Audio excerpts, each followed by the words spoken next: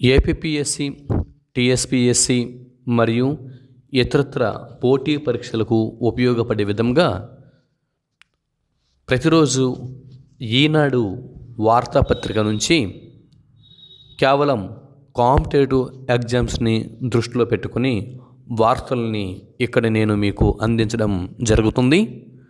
So current affairs GK విభాగంలో ఈ videos మీకు హెల్ప్ అవుతాయని నేను ఆశిస్తున్నాను. ఇంకా ఆలస్యం చేయకుండా ఈనాటి వార్తాపత్రికని పరిశీలన చేద్దాం. ముందుగా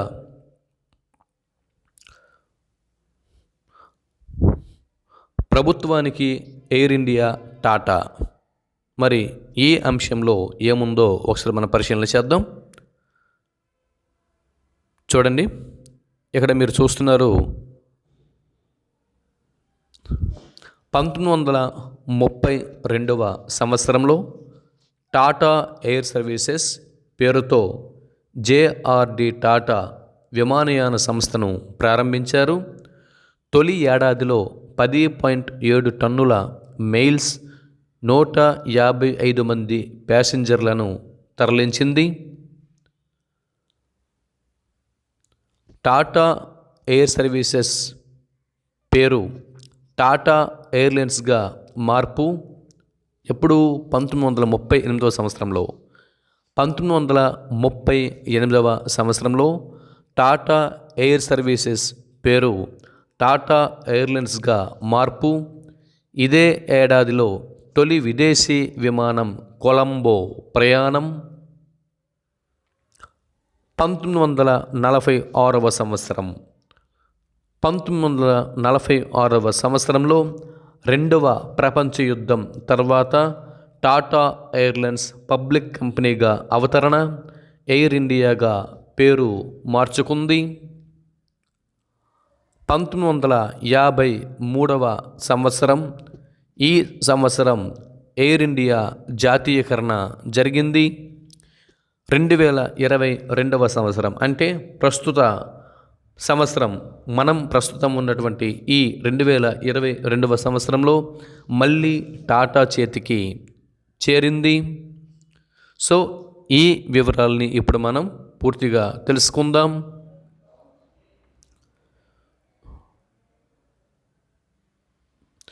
విమానయాన సంస్థ ఎయిర్ ఇండియాను ప్రభుత్వం గురువారం టాటా గ్రూప్నకు అధికారికంగా అప్పగించింది.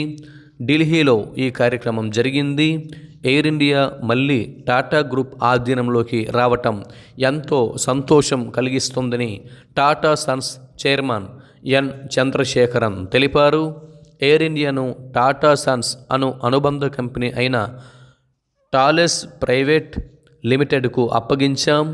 ఇక నుంచి ఆ సంస్థే యజమాని అని పెట్టుబడులు, ప్రభుత్వ ఆస్తుల నిర్వహణ విభాగ కార్యదర్శి తుహిన్ కాంత పాండే ఈ సందర్భంగా తెలిపారు. 1932లో టాటా గ్రూప్ ఎయిర్ ఇండియాను స్థాపించగా స్వాతంత్ర్యం వచ్చాక 1953లో అప్పటి ప్రధాని జవహర్లాల్ నెహ్రూ ఈ సంస్థను జాతీయకరణం చేశారు. సుమారు 69 ఏళ్ల తర్వాత ఎయిర్ ఇండియా సొంత గూటికి చేరినట్లు అయ్యింది. సో మరిన్ని వివరాలని తెలుసుకుందాం. ఎయిర్ ఇండియాకు సంబంధించిన మరింత ఇన్ఫర్మేషన్ బిజినెస్ న్యూస్లో ఇచ్చారు. ఎయిర్ ఇండియాకు మహారాజ దర్పం అనే పేరుతో ఈ ఆర్టికల్ ఇక్కడ ఉంది. ఈ వివరాలని ఇప్పుడు మనం చూద్దాం.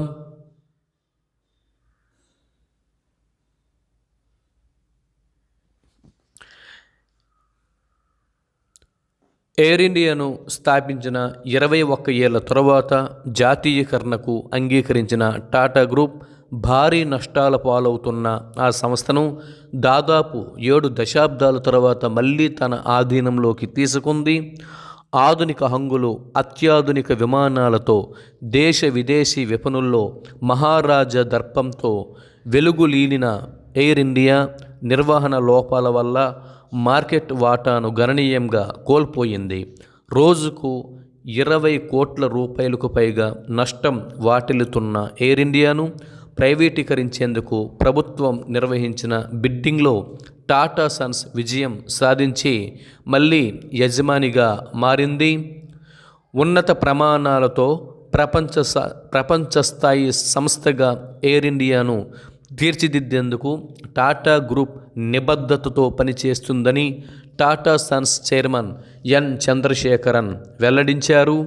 ఎయిర్ ఇండియా ప్రధాన కార్యాలయంలో సంస్థను స్వాధీనం చేసుకునే ముందు ప్రధాని నరేంద్ర మోడీని మర్యాదపూర్వకంగా కలిశారు.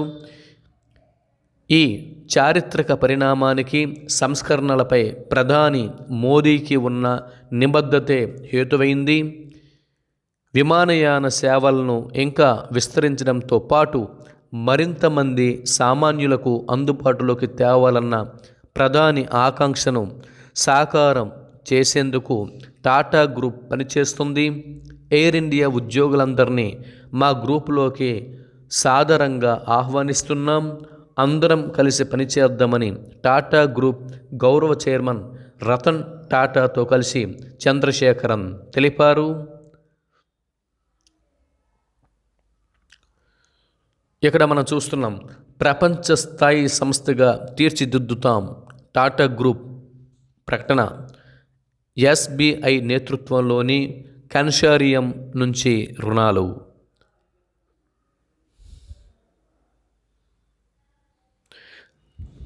ఢిల్లీ. ఎయిర్ ఇండియా యాజమాన్యం బదిలీ గురువారం పూర్తయింది. విమానయాన సంస్థ ప్రధాన కార్యాలయంలో జరిగిన ఈ కార్యక్రమంలో Tata Sons chairman N Chandrasekaran, పౌర విమానయాన కార్యదర్శి Rajiv Bansal, air India chairman managing director Vikram Dev Dutt తదితరులు పాల్గొన్నారు.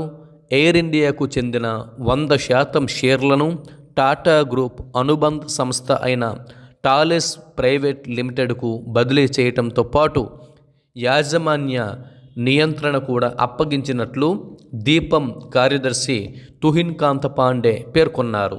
కొత్త సంస్థకు సంబంధించిన బోర్డు ఇకపై ఎయిర్ ఇండియా బాధ్యతలను చూసుకుంటుందని తెలిపారు. గత ఏడాది అక్టోబర్లో టాటా గ్రూప్ 18,000 కోట్ల రూపాయలతో ఎయిర్ ఇండియాకు బిడ్ దాఖలు చేసి విజయవంతమైంది. ఇందులో 2,700 కోట్ల నగదు రూపంలో ప్రభుత్వానికి చెల్లించడంతో పాటు 15,300 కోట్ల రూపాయల రుణాలను టాటా గ్రూప్ తీర్చనుంది.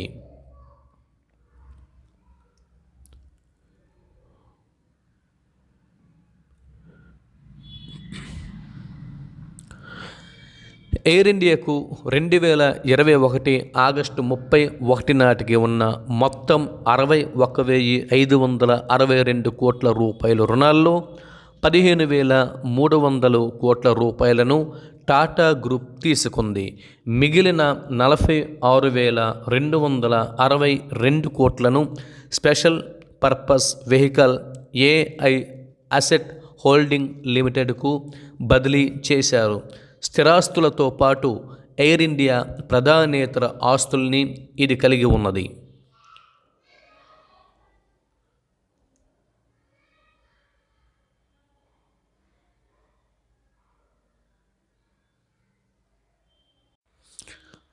ఎయిర్ ఇండియా ప్రస్థానాన్ని ఒకసారి మనం పరిశీలన చేద్దాం. ఎయిర్ ఇండియాను 1932లో Tata group JRD Tata Airlines పేరుతో ప్రారంభించారు. దేశంలో తొలి విమానయాన సంస్థ ఇది. అవిభక్త భారతావనిలో కరాచీ నుంచి ముంబైకి ఉత్తరాల సర్వీస్తో ఈ సంస్థ కార్యకలాపాలు ప్రారంభమయ్యాయి. 1946లో టాటా సన్స్కు చెందిన విమానయాన విభాగం ఎయిర్ ఇండియా పేరుతో నమోదైంది. 1948లో ఎయిర్ ఇండియా ఇంటర్నేషనల్ ఐరోపాకు విమాన సర్వీసుల్ని ప్రసిద్ధ మహారాజా మస్కట్తో ప్రారంభించింది. భారత్లో తొలి ప్రభుత్వ ప్రైవేటు భాగస్వామ్యం క్రింద అంతర్జాతీయ సర్వీస్ను ప్రారంభించారు. ఇందులో ప్రభుత్వ వాటా 49%, టాటాల వాటా 25% కాగా మిగతాది ప్రజలకు ఉండేది. 1953లో అప్పటి ప్రధాని జవహర్లాల్ నెహ్రూ సంస్థను జాతీయం చేశాక 4 దశాబ్దాల పాటు ఎదురులేని విధంగా సాగింది.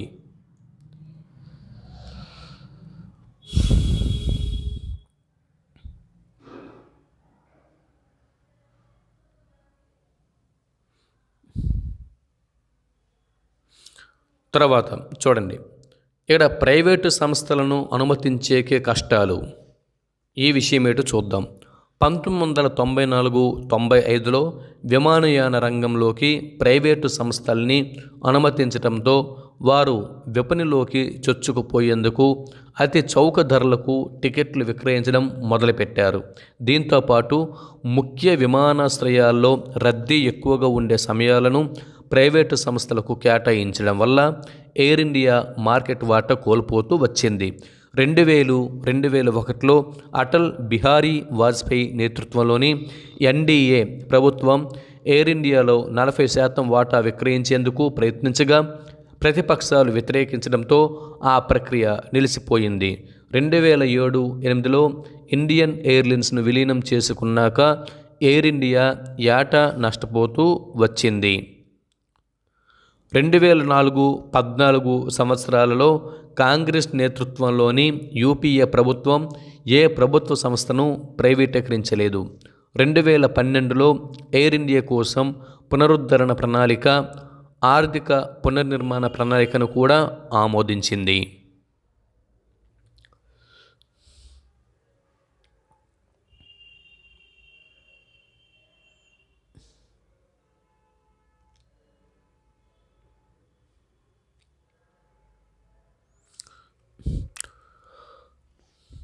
రెండు 2014లో అధికారంలోకి వచ్చిన తర్వాత నరేంద్ర మోడీ నేతృత్వంలోని ఎన్డీఏ ప్రభుత్వం సిపిఎస్ఈల ప్రైవేటీకరణకు మద్దతు ఇచ్చింది.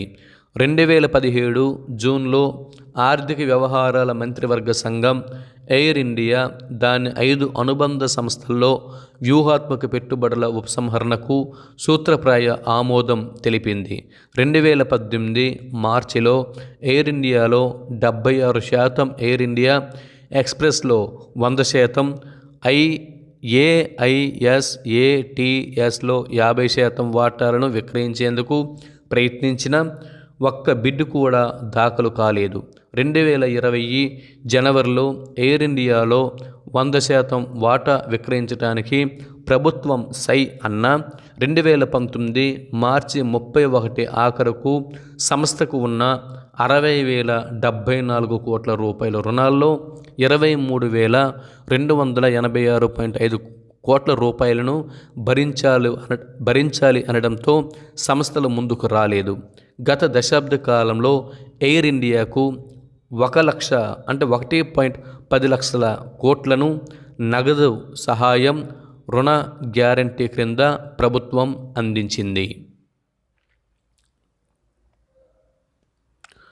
ఇక కోవిడ్ పరిణామాల నేపథ్యంలో గత ఏడాది విమానయాన సంస్థలు తీవ్రంగా నష్టపోయాయి. ఆ సందర్భంలోనే 2021 మార్చిలో అప్పటి పౌర విమానయాన మంత్రి హర్దీప్ సింగ్ పురి రోజుకు 20 కోట్ల రూపాయల నష్టం వస్తున్న ఎయిర్ ఇండియాను విక్రయించలేకపోతే మూసేయాల్సి వస్తుంది అని పేర్కొన్నారు.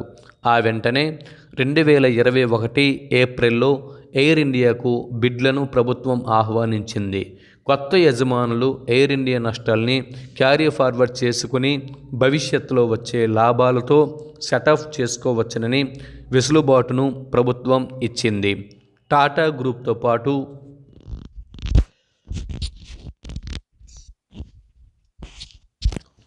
Spice jet promoter Ajay Singh నేతృత్వంలోని కన్సార్షియం బిడ్లు దాఖలు చేశాయి. 2021 అక్టోబర్ 8న టాటా గ్రూప్ను విజయవంతమైన బిడ్డర్గా ప్రభుత్వం ప్రకటించింది. 2022 జనవరి 27న ఎయిర్ ఇండియా యాజమాన్యాన్ని టాటా గ్రూప్ అనుబంధ సంస్థ టాలెస్ ప్రైవేట్ లిమిటెడ్కు అప్పగించారు. కేంద్ర ప్రభుత్వ రంగ సంస్థల కేంద్ర ప్రభుత్వ రంగ సంస్థలను ప్రైవేటీకరించడం 2003-4 తర్వాత మళ్ళీ ఎయిర్ ఇండియాతో ప్రారంభమైంది.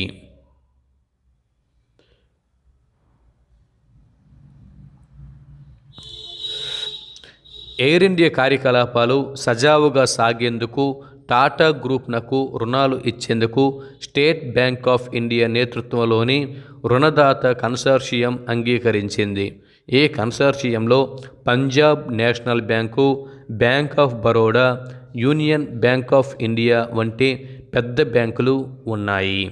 సంస్థ అవసరాల మేరకు రుణాలు, వర్కింగ్ క్యాపిటల్ అందించనున్నారు. కొత్త యాజమాన్యం చేతుల్లో ఎయిర్ ఇండియా పుంజుకుంటుంది. దేశీయంగా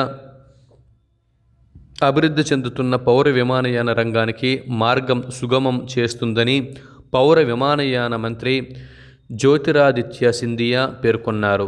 ఎయిర్ ఇండియాలోకి వ్యూహాత్మక పెట్టుబడిదారు రావటం విశేషమన్నారు.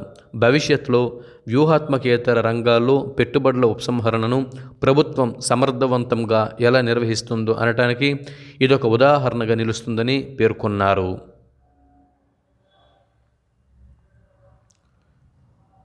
కనీసం ఏడాది పాటు ఎయిర్ ఇండియా ఉద్యోగులందరినీ టాటా గ్రూప్ కొనసాగిస్తుంది.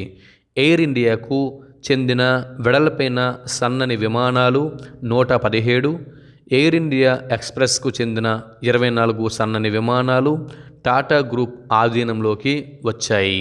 దేశీయ విమానాశ్రయాల్లో 4,400 దేశీయ, 1,800 అంతర్జాతీయ మార్గాల స్లాట్లు సంస్థకు లభిస్తాయి. టాటా గ్రూప్నకు సింగపూర్ ఎయిర్లైన్స్తో కలిసి విస్తారా, మలేషియాలకు చెందిన ఎయిర్ ఏషియా భాగస్వామ్యంలో ఎయిర్ ఏషియా ఇండియాలో కూడా మెజార్టీ వాటాలు ఉన్నాయి. 1953లో ఎయిర్ ఇండియాను జాతీయీకరణ చేసినప్పుడు నెహ్రూ ప్రభుత్వం టాటా గ్రూప్నకు 2.8 కోట్లు చెల్లించి 100% వాటా కొనుగోలు చేసింది. గణనీయంగా విస్తరించిన అదే సంస్థను 69 ఏళ్ల తర్వాత 18,000 కోట్ల రూపాయలు వెచ్చించి టాటా గ్రూప్ చేజిక్కించుకుంది. చూడండి, ఇదే ఆర్టికల్ ఇక్కడ కూడా ఉంది. ఇక్కడ ఏం చెప్తున్నారో చూద్దాం. ఆంగ్లేయ అడ్డుపుల్లలు అయినా ఎగిరిన టాటా.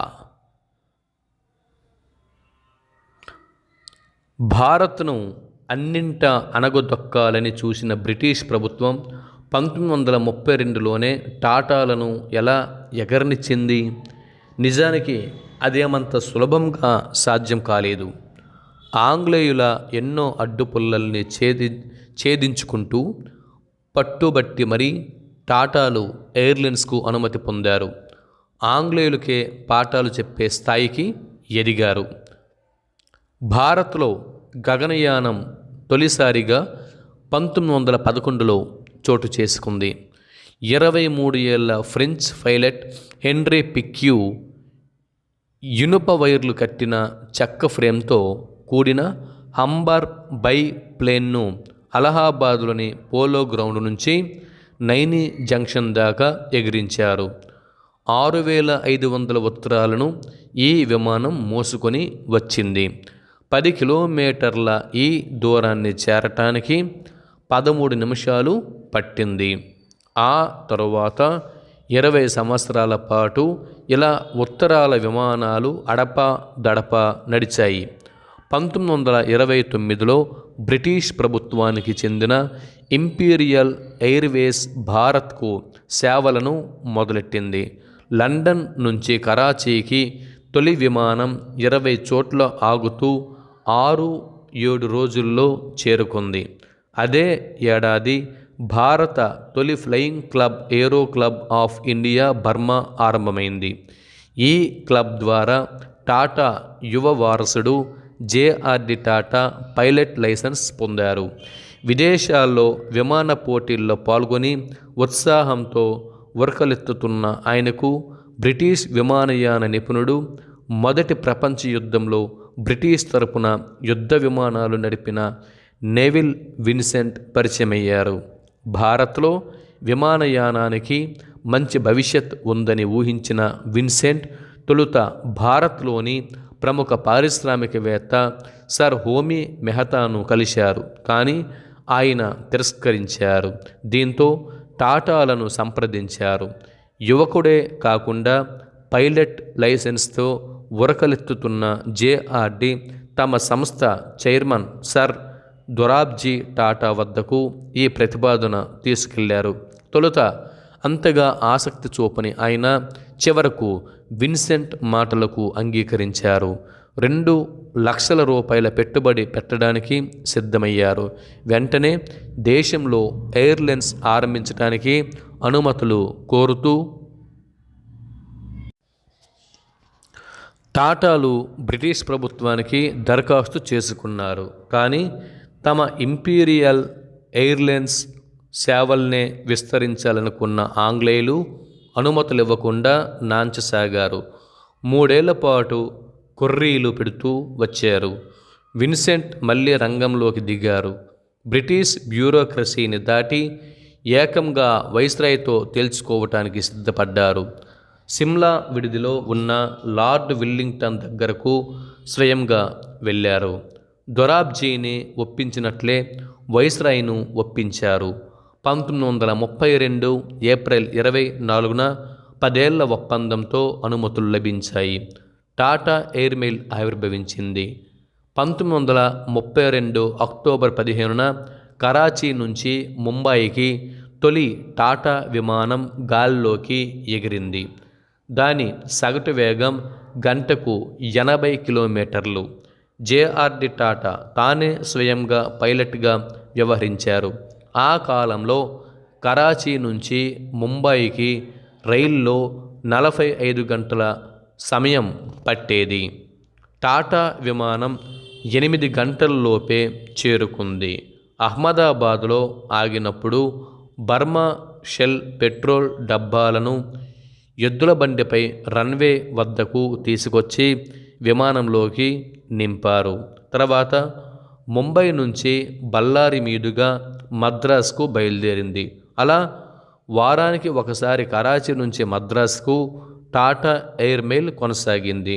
అలా తొలుత ఉత్తరాలకు పరిమితమైన విమానంలో తర్వాత ప్రయాణీకులను కూడా కూర్చోబెట్టడం మొదలెట్టారు. ఉత్తరాల బ్యాగులపైన కూర్చొని ప్రయాణం చేయాల్సి వచ్చేది. 2వ ప్రపంచ యుద్ధం కారణంగా 1939లో భారత్లో పౌర విమానాలను రద్దు చేశారు. వీటన్నిటినీ బ్రిటిష్ ప్రభుత్వం స్వాధీనం చేసుకుంది. యుద్ధ అవసరాలకు వాడుకుంది. ఈ సమయంలోనే భారత్లో ఎయిర్క్రాఫ్ట్ ఫ్యాక్టరీ ఆరంభించాలని టాటాలు యోచించారు. విన్సెంట్ మళ్ళీ బ్రిటిష్ ప్రభుత్వాన్ని ఒప్పించే ప్రయత్నం చేశారు. కానీ యుద్ధ సమయంలో 1942లో ఆయన ప్రయాణిస్తున్న బాంబర్ విమానం మార్గ మధ్యలోనే మాయమైంది. ఫ్రాన్స్ సమీపంలో విన్సెంట్ విమానాన్ని కూల్చేశారని తర్వాత తేలింది. టాటాలు తమ ప్రియ మిత్రుడికి బరువైన గుండెలతో వీడ్కోలు పలికి ఆయన స్ఫూర్తిని ముందుకు తీసుకెళ్లటంలో మునిగిపోయారు. భారత కీర్తి పతాకాలను గగనంలో ఎగరవేశారు.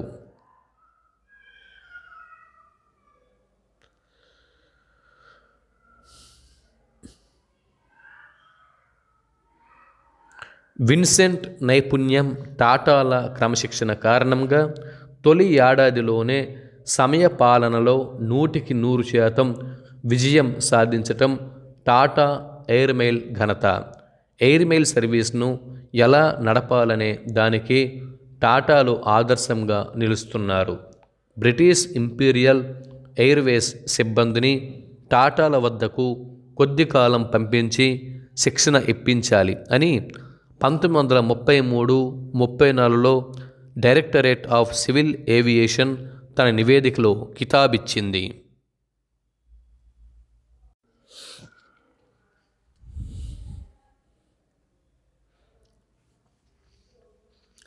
తరువాతి ఆర్టికల్ డిజిటల్ చెల్లింపుల్లో జోరు.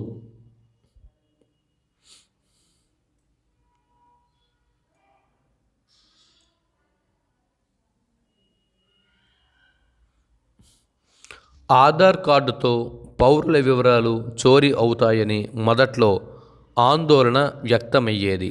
అలాగే భారతీయులకు స్మార్ట్ ఫోన్లు కొనే స్తోమత ఉంటుందా అని అనుమానాలు రేగాయి. చివరికి ఈ రెండు పరిణామాలు కలిసి భారత ఆర్థిక వ్యవస్థను కొత్త మలుపు తిప్పాయి.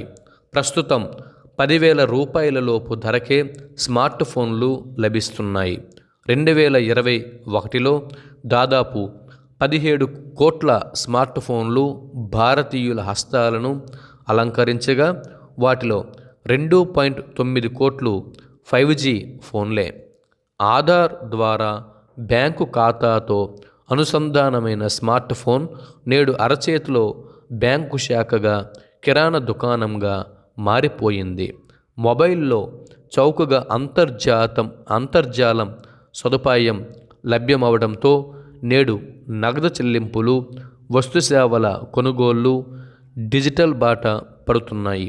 కోవిడ్ మహమ్మారితో పాటు పెద్ద నోట్ల రద్దు కూడా డిజిటల్ చెల్లింపులకు ఊతమిచ్చింది. ఒక్క 2020లోనే భారత్లో 2,550 కోట్ల డిజిటల్ లావాదేవీలు జరిగాయి.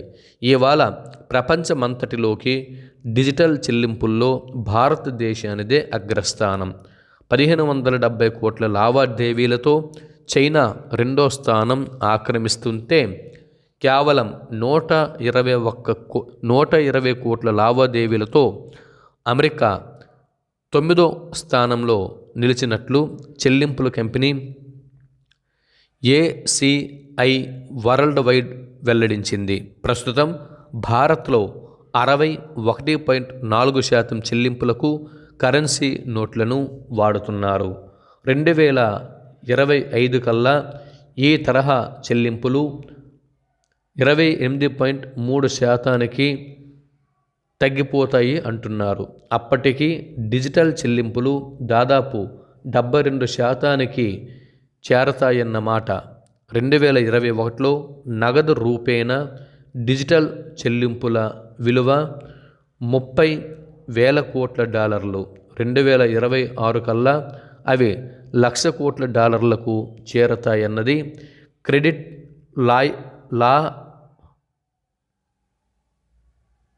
క్రెడిట్ లైనెస్ సెక్యూరిటీస్ ఆసియా అనేటటువంటి సంస్థ యొక్క అంచనా. 2016లో భారత ప్రభుత్వం ప్రవేశపెట్టిన యూనివర్సల్ పేమెంట్ ఇంటర్ఫేస్ డిజిటల్ లావాదేవీలను ముమ్మరం చేస్తుంది. ప్రస్తుతం 250 బ్యాంకులు UPI ద్వారా నగదు బదిలీని అనుమతిస్తున్నాయి. Paytm, PhonePe, GPay, Bharat Pe, Razorpay సహా మొత్తం 50 UPI యాప్లు డిజిటల్ చెల్లింపులను సులభతరం చేస్తున్నాయి. వర్తకులకు క్రెడిట్, డెబిట్ కార్డుల ద్వారా జరుగుతున్న చెల్లింపులకు సమానంగా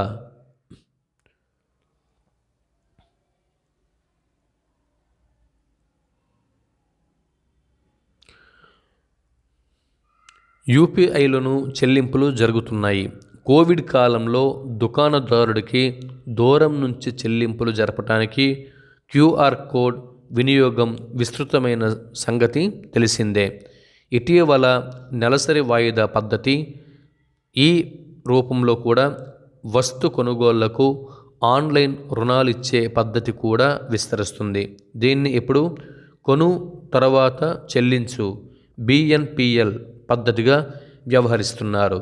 భారత్ త్వరలోనే ప్రపంచంలో అతి పెద్ద BNPL మార్కెట్గా అవతరించనుంది. అయితే దీనివల్ల స్వదేశీ విపణి విస్తరించిన ఖాతాదారులు అప్పుల ఊబిలో కూరుకుపోయే ప్రమాదం ఉంది. ఇప్పటికే ఆన్లైన్ రుణ సంస్థల చేతిలో వినియోగదారులు వేధింపులకు గురవుతున్న ఉదంతాలు వెలుగు చూస్తున్నాయి. కొందరు ఆత్మహత్యలకు సైతం పాల్పడటం గమనార్హం. ఏది ఏమైనా సామాన్యుడు కూడా సులువుగా డిజిటల్ చెల్లింపులు జరపటానికి అనువైన UPI సాంకేతికతను భారత్ రూపొందించినందువల్ల ప్రపంచంలో ఈ రంగంలో అగ్రస్థానానికి చేరుకోగలిగింది. ఈ విజయానికి 2015లో ప్రారంభమైన డిజిటల్ ఇండియా వెన్నుదన్నుగా నిలిచింది.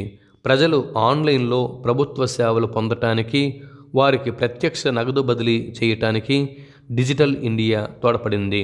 2020లో కేంద్ర ప్రభుత్వం దేశంలో మూల మూలలకు అంతర్జాల సౌకర్యాన్ని విస్తరించాలని నిశ్చయించింది. 1000 రోజుల్లో 6 లక్షల గ్రామాలకు అంతర్జాల సేవలు అందించదలిచినట్లు 2020 ఆగస్టు 15న స్వాతంత్ర దినోత్సవ ప్రసంగంలో ప్రధాని నరేంద్ర మోడీ ప్రకటించారు. ఆ హామీని నెరవేర్చే క్రమంలో 16 రాష్ట్రాల్లోని 3,60,000 గ్రామాలకు ప్రభుత్వ, ప్రైవేటు భాగస్వామ్య క్రింద ఆప్టికల్ ఫైబర్ నెట్వర్క్ ద్వారా అంతర్జాలం అందించడానికి భారత్ నెట్ ప్రాజెక్టును చేపట్టారు. గడిచిన 5 ఏళ్లలో 1,50,000 గ్రామ పంచాయతీలకు ఫైబర్ నెట్ సేవలను కల్పించారు. ఈ సువిశాల యంత్రాంగమే భారత్ను డిజిటల్ చెల్లింపులలో అగ్రగామిగా నిలబెడుతుంది. ఇకపై బ్లాక్ చైన్ సాంకేతికతతో డిజిటల్ లావాదేవీలు మరింత సురక్షితంగా, వేగంగా జరగబోతున్నాయి.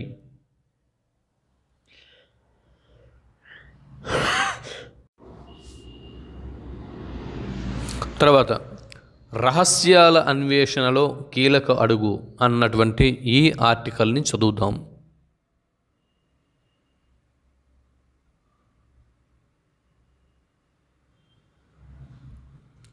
అనంతమైన విశ్వంలో మన పాలపుంతకు ఆవల ఇతర గ్రహ వ్యవస్థలు ఉన్నాయా? వాటిపై జీవం జాడలు కనిపిస్తాయా? అసలు మహావిస్ఫోటం లేదా బిగ్ బ్యాంగ్ తర్వాత ఏం జరిగింది? ఇవన్నీ అనాదిగా శాస్త్రవేత్తల్లో ఆసక్తి రేపుతున్న ప్రశ్నలు. వాటికి సమాధానాలు తెలుసుకునే దిశగా కీలక ముందడుగు పడింది అమెరికా, ఐరోపా, కెనడా అంతరిక్ష సంస్థలు రూపొందించిన James Webb space telescope JWST నెల రోజుల ప్రయాణం అనంతరం నిర్దేశిత రెండో లాగ్రాంజ్ పాయింట్ను తాజాగా చేరుకుంది. ఇది భూమికి 15 లక్షల కిలోమీటర్ల దూరంలో ఉంది. గత ఏడాది డిసెంబర్ 25న ఫ్రెంచ్ గయానా నుంచి ఐరోపా అంతరిక్ష సంస్థకు చెందిన ఏరియాన్ 5 రాకెట్లో JWSTని నింగిలోకి పంపించారు. వాస్తవానికి అక్టోబర్లోనే టెలిస్కోప్ను ప్రయోగించాల్సి ఉన్న సాంకేతిక కారణాల వల్ల వాయిదా పడింది. ఇప్పటికే అంతరిక్షంలో ఉన్న హబుల్ టెలిస్కోప్ స్థానంలో JWST సేవలు అందించనుంది. దాదాపు 1,380 కోట్ల ఏళ్ల క్రిందట మహావిస్ఫోటనం కారణంగా విశ్వం ఏర్పడినట్లు శాస్త్రవేత్తలు భావిస్తున్నారు. ఆ తరువాత పుట్టుకొచ్చిన నక్షత్రాలు, పాలపుంతలు, ఇతర గ్రహాలు, వాటిపై జీవం ఆనవాళ్లు వంటి వాటి గురించి తెలుసుకునేందుకు JWST తోడ్పడుతుంది. నక్షత్రాలు, గ్రహాల ఆవిర్భావానికి కారణమయ్యే ధూళి మేఘాల లోతులను విశ్లేషిస్తుంది. మొత్తంగా విశ్వం పుట్టుకకు కారణమైన పరిస్థితులను దీని ద్వారా అంచనా వేయటం సాధ్యమవుతుందని శాస్త్రవేత్తలు పేర్కొంటున్నారు.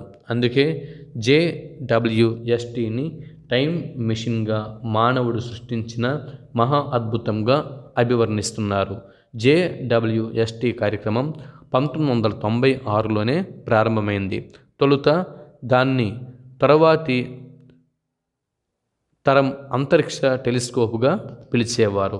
2002 సెప్టెంబర్లో అమెరికా అంతరిక్ష సంస్థ నాసా మాజీ అడ్మినిస్ట్రేటర్ జేమ్స్ వెబ్ పేరును పెట్టారు.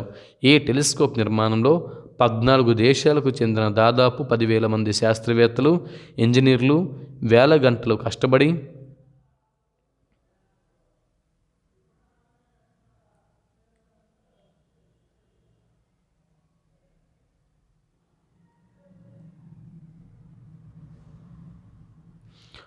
పనిచేశారు. దాదాపు 75,000 కోట్ల రూపాయల వ్యయంతో నిర్మించిన JWST 5 నుంచి 10 ఏళ్ల పాటు సేవలను అందించనుంది. విశ్వ రహస్యాలపై ఆసక్తి పెరిగిన క్రమంలో రేడియో టెలిస్కోప్, ఇన్ఫ్రారెడ్ టెలిస్కోప్ వంటివి పుట్టుకొచ్చాయి.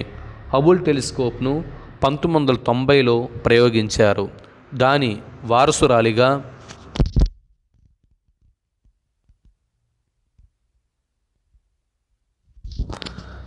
JWST రంగప్రవేశం చేసింది. హబుల్తో పోలిస్తే చాలా విషయాల్లో JWST మేటిగా నిలుస్తుంది. హబుల్ను భూమికి 570 కిలోమీటర్ల ఎత్తులో మోహరించారు. దాని దర్పణం పొడవు 2.4 మీటర్లే. జేమ్స్ వెబ్ టెలిస్కోప్ ప్రాథమిక కటకం పొడవు 6.5 మీటర్లు. హబుల్లో ఒకటే దర్పణం ఉండగా JWSTలో షట్కోణ ఆకృతిలో 18 విభాగాలుగా అతిపెద్ద ప్రాథమిక కటకాన్ని తీర్చిదిద్దారు.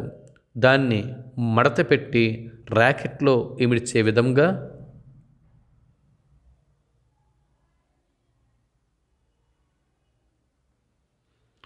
తయారు చేసేందుకు శాస్త్రవేత్తలు ఎంతగానో శ్రమించారు. ఆ కటకాలను అత్యంత తక్కువ బరువు కలిగిన బెరీలియంతో రూపొందించారు. అత్యంత బలహీనమైన పరారుణ కిరణాలను ఆకర్షించేందుకు ప్రాథమిక కటకంపై బంగారం పూత పూశారు. JWST సుమారు 1350 కోట్ల సంవత్సరాల పూర్వపు కొత్త పాలపుంతల పుట్టుకను అన్వేషిస్తుంది.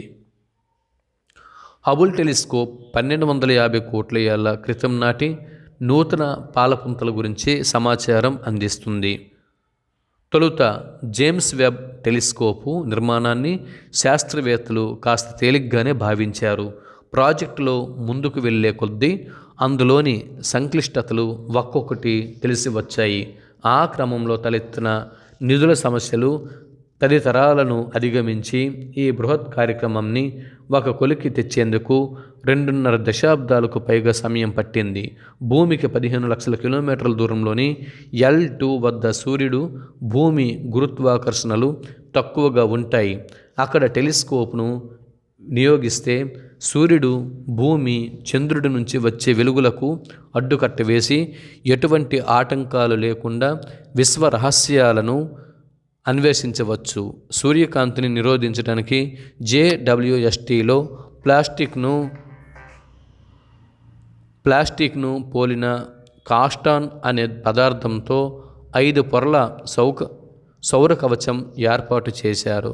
దానికి అల్యూమినియం, సిలికాన్ పూత పూశారు. ఈ సౌర కవచం 22 మీటర్ల పొడవు, 12 మీటర్ల వెడల్పు ఉంటుంది. ఆ పొరల గుండా సౌరకాంతి ప్రసరించి చివరి పొరకు వచ్చేసరికి సహజ శీతల వాతావరణం నెలకొంటుంది. అలా -233 డిగ్రీల సెల్సియస్లో కటకాలు పనిచేస్తాయి. టెలిస్కోప్లో అధునాతన కెమెరాలు, స్పెక్ట్రోమీటర్లను ఏర్పాటు చేశారు. అందులోని మైక్రో షట్టర్ 100 పాలపుంతలను ఏకకాలంలో పరిశీలించగలదు. అనాదిగా మానవుని ఊరిస్తున్న విశ్వ రహస్యాల గురించి జేమ్స్ వెబ్ టెలిస్కోప్ ఎలాంటి విశేషాలు చెప్పబోతున్నదోనని ప్రపంచం మొత్తం ఇప్పుడు ఆసక్తిగా ఎదురుచూస్తున్నది.